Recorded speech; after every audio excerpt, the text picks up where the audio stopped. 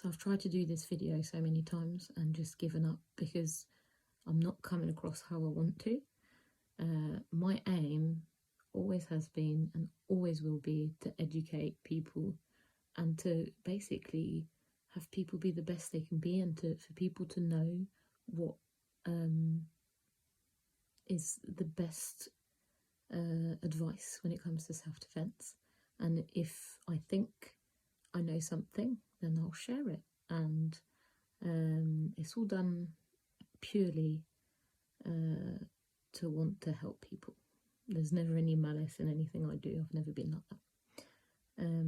But what I will say is that I've got a lot of martial art teacher friends on my Facebook, and loads of discussions are happening about self-defense, and I find it really hard to not engage and not overthink it, because actually the truth is a lot of what is being discussed isn't actually self-defense. I mean, it is, but it is missing a lot. For example, very little differentiation between men and women.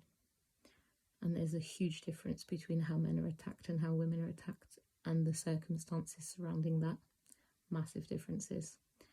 Do you know the statistics? You know, are you aware of how women get attacked and by whom? Are you aware of how men get attacked and by whom? Or are you just basing it on common knowledge? Are you actually, or are you basing it on fact? Secondly, do you know the law? Do you really know the law? Do you know whether you can hit someone first? Are you sure? Do you know if you're able to, what happens if you kill someone? What happened if you made a mistake? Do you know about all these things? Would you be able to answer the what if questions from your students? Next, do you know about performance under pressure? My background has been, in terms of self-defense back in the day, close quarter, locking, trapping, takedowns, that sort of thing.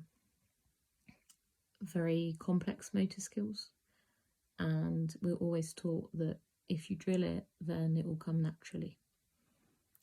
But it's not actually always right. That's not always correct, because unless you actually put yourself under pressure, like a real pressure, like a real fear for your life, you might freeze. You don't know if you'll be able to use it or not, even if you've practiced it time and time and time again. Unless you've pressure tested it, and not like doing shuttle runs up and down the gym to mimic a heightened heart rate. That is not the same as flooding your body with fear. And the only way to do that is by doing scenarios and trying to induce a little bit of real fear. So you've got all of that to think about. How on earth can you teach one size fits all? Like, you cannot teach that. You can't teach, oh, if you're in a headlock, this is how you get out of it. What if the person is gigantic? What if they're on drugs? What if, you are in a crowded room? What if you're not? What if it's raining? What if it's dark? Like, there are so many variables when it comes to self-defense. You cannot teach this move for this attack, this move for this attack. It just doesn't make sense, okay? Because there are too many things that could vary that you haven't thought about. This isn't in a dojang, this isn't necessarily in the street. For a woman, it could be at home. There could be so many more things that make it trickier. So those are called your impact factors. And also, why are we teleporting students into a situation where they are in a headlock? Have you actually talked about how to avoid situations in the first place? Because that is true self-defense. Have you taught them situational awareness? Have you do you know about Cooper's colour code, for example? And do you understand how it works? That if you're in condition, You know, if you go around your life in a relaxed, completely oblivious state, the chances of you being able to jump into action and make decisions wisely are going to be very low. Do you teach students how to be alert and what to even look out for? Do you teach students how to not appear like a victim? Do you teach your students what could happen to them when they are under a heightened state of adrenaline so that they're not shocked by it if it does happen? There are so many aspects of self-defense that as martial artists we just don't teach, and